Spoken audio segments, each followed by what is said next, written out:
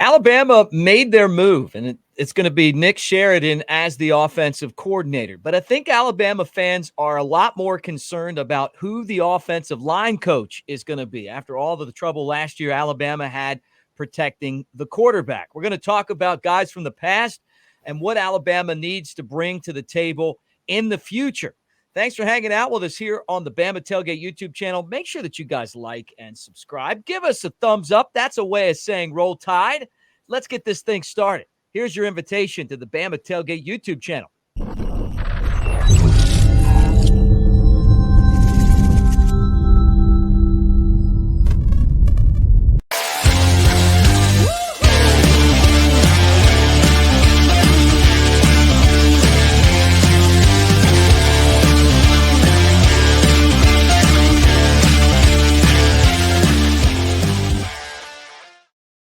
So everybody, welcome to the Bama Tailgate YouTube channel. I'm Mick Gillispie with Big Elmo himself, Brett Elmore at Brett Elmore Show at Broadcaster Mick. He's the most famous man right now in Alabama media.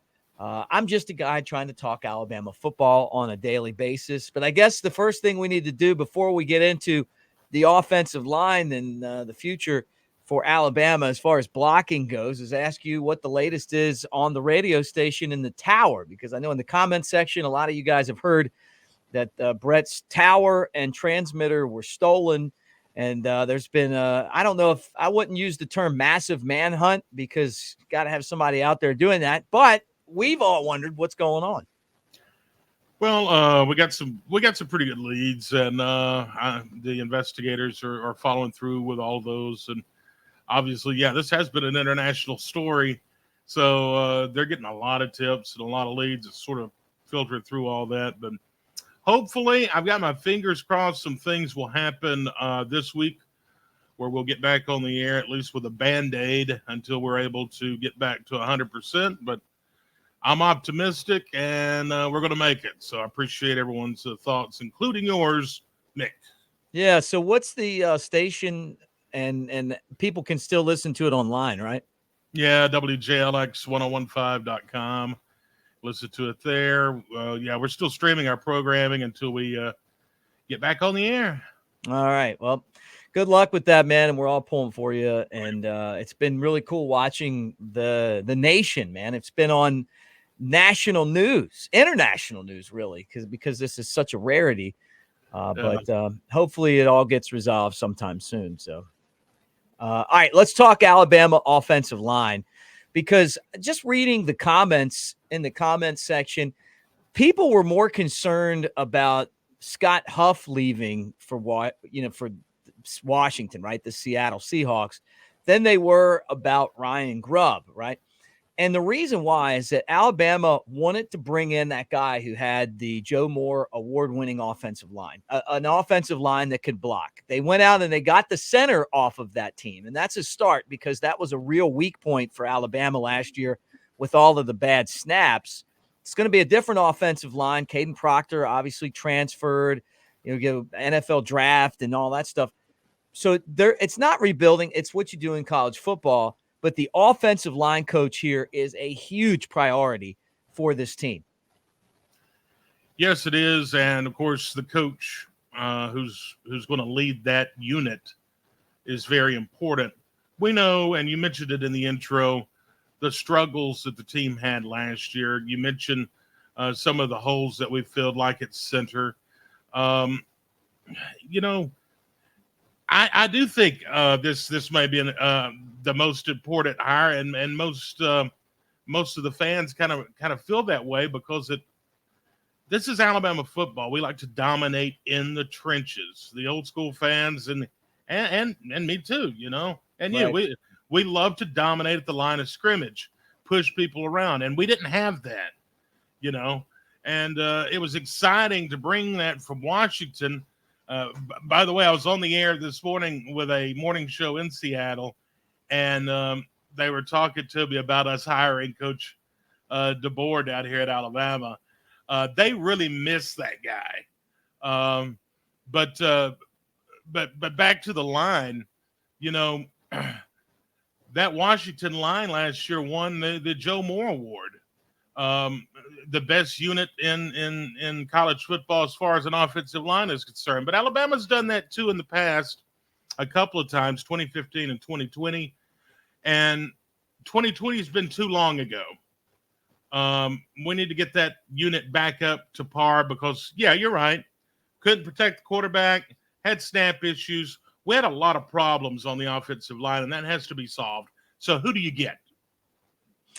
Well, when Alabama hired Eric Wolford, we thought Wolford coming in, the experience that he had at South Carolina, at Kentucky, was kind of known for being a great offensive line coach, and it just never really materialized, right? And you start to look back at the offensive line coaches that Alabama's had since Kyle Flood went to Texas with Steve Sarkisian. And it was Wolford who, came in with a great resume and really never got that line stabilized. You talk about Doug Marrone, who was the Jacksonville Jaguars head coach, right? And then he left after one season and went back in the NFL, and it really didn't feel like that worked so well either. And so for the Crimson Tide, I mean, it's like you go back over time, and up until the last few years, the offensive line has been just such a big part of what Alabama does. I mean, think about Joe Pendry, who always seemed to have his hand in Alabama football, even when he wasn't the offensive line coach. But when you talk to people that played under Pendry, it was almost like having Yoda around for Nick Saban to rely on. Someone that had been through all the wars, a former Jedi that could really help you in the battles. You had Jeff Stoutland, remember him, and he went to the Eagles. That was a big loss for Alabama. Surprisingly, the guy that had the longest tenure was Mario Cristobal. And if you remember him, Cristobal, who is now the head coach of the Miami Hurricanes, here's a guy who did a fantastic job for Alabama as well. Where you could rely on him. The offensive line was fantastic. And, as you kind of look around and you go, okay, what are the type of guys that we're looking for? Who are the kind of guys that are going to help lead Alabama into the future? And you feel like it could be a guy like Cristobal. I mean, you want someone that's hungry to get to the next level, that's going to put that time in. But you also want someone that is able to get the most out of the guys on that line and has that attention to detail. You got to be tough on the offensive line. But the other thing that I've noticed from, just being around those guys is how smart they are. This isn't a dumb guy's job. It's a big guy's job, but these are really smart, well thought out big guys. Always think of a drill sergeant when I think of an offensive line coach. But Chrystal Ball, yeah, he had a good run with Alabama, and actually that line won the inaugural Joe Moore Award back in 2015. But going back to Wolford, he was like the third highest paid offensive line coach in the country that wasn't an offensive coordinator. Just didn't work out for him. You mentioned Kyle Flood. He left for Texas, making $1.25 million. He's also still coaching the offensive line, but he's also the OC. Right. And then you look at some of these other offensive line coaches across the country. Of course, Sharon Moore at Michigan, he got elevated to the head coaching position. Alex Atkins, second highest paid coach at Florida State. And I think the Michigan State offensive line coach is right up there as well. I think he moved over to Baylor, though, last month. So I don't know who they'll go out and get, but it's an important position, coach, to have. And it's definitely someone that it's definitely a unit that needs work. And with, time flies, Mick. Time flies. This is the second guy to kind of abandon ship. after Grubb left, or the first person to abandon ship, go back with him. But time flies. A-Day is April 13th. Well, that's 2 months, about 2 months away now. So time flies, and we've got to have someone, and I believe he'll make a quick hire. I expect to hear something here in the next couple of days. By the end of the week, we'll have someone, and it'll be interesting to see who he gets. Yeah, and I mean, I just feel like from all the comments that we get and everyone who loves Alabama football, that they just feel like this is one of the biggest hires or the biggest hire that is coming down the pike, because you got to have someone who is able to get these guys on the same page, and is it really the offensive line's, coach's fault that guys aren't blocking, that they're out of position? Well, I mean, maybe it is, Nick Saban talked about how he felt like he spent so much time on defense last year that he didn't have enough time on offense. And maybe that was one of the reasons why Alabama had so many sacks. I mean, think about it. There were like 4 sacks a game. That loss against Michigan, they couldn't block in that game. Not only the sacks, but just constant pressure. Some of that is on Jalen Milroe holding the ball too long, not knowing what to do with it. But a lot of that's on the offensive line too. I mean, it just was consistently bad with the snaps. And then, the game against Georgia, they were fantastic. And then against Michigan, it was like guys were coming everywhere and they just couldn't figure it out. So I think going into this season, that is one of the priorities that Alabama has. Now, do we have a list of names as far as where DeBoer is going to go for this coaching job? Well, no. I mean, we don't know. He likes to go with guys who he knows and who he trusts, right? Well, maybe those guys are kind of tapped out. I mean, the fact that Grubb took Huff with him hurts Alabama. Maybe you wish that he would have taken someone else and left that guy just to help get this offensive line under control, but that's not how it worked out. For Alabama to have the success that they want to have this year, the offensive line's got to play like Washington's did a season ago. Mick, you're being too kind. We got our ass whipped at the line of scrimmage. We were getting whipped. No, you're right. It's but I guess the one saving grace would be, well, we get the hire in there, and everyone is learning a new system anyway. I don't care if you're coming back from last year's squad or you're new or whatever. It's a new head football coach. It's a new everything. It's a new team. It's a new year. But especially, this is not Coach Saban's system. No. This is not. This is totally different. So everyone's going to be learning the new system together, which gives everyone equal opportunity at the starting job in every position.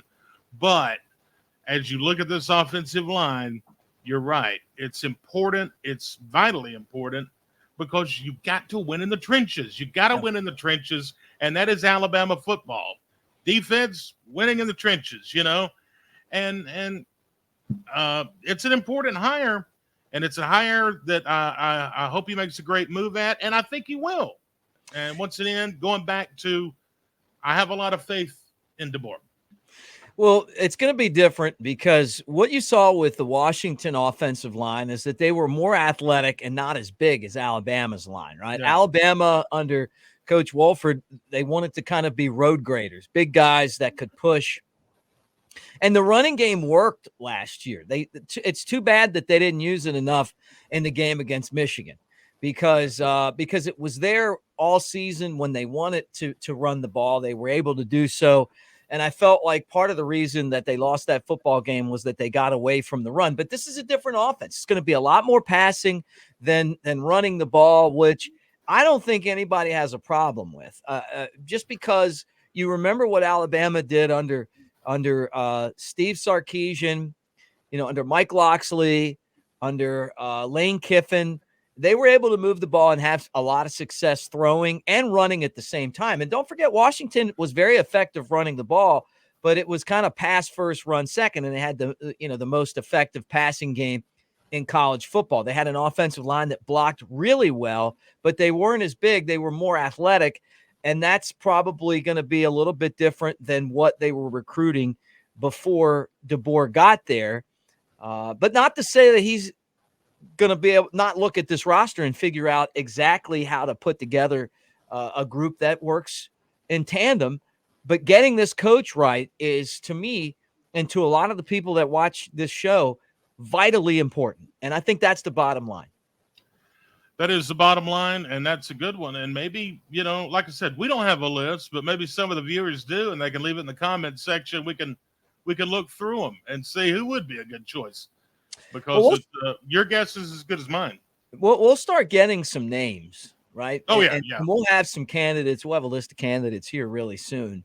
But I think that where it started was, okay, what is the coaching staff going to consist of? And we said from the very beginning that it would be Nick Sheridan as the play caller, and that he and Marcus Shepard would be promoted to co-OCs right from the start. Now, the only other guy they have on that coaching staff on the offensive side of the ball is Robert Gillispie. Yeah, great name.